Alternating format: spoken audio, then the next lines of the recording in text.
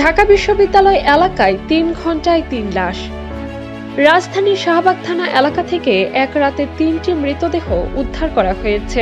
বৃহস্পতিবার রাত 9:30, রাত 10টা ও রাত 12টার দিকে মরদেহগুলো উদ্ধার করে শাহবাগ থানা পুলিশ।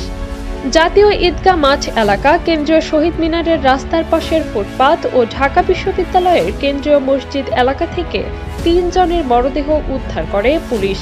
এদের মধ্যে এক নারীর মৃতদেহ রয়েছে। কিভাবে মিলল ৩ মরদেহের সন্ধান?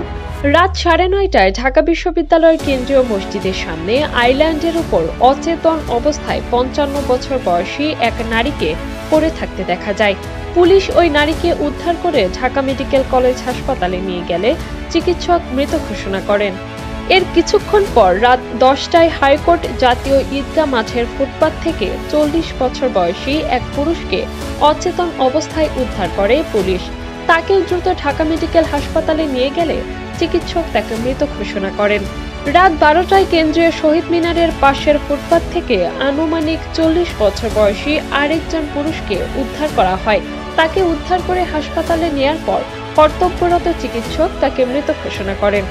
এই নিয়ে সৃষ্টি হয়েছে রহস্য, তবে এখন পর্যন্ত কারো পরিচয় শনাক্ত করা যায়নি। Kazi Humayun, desk report, the news portal.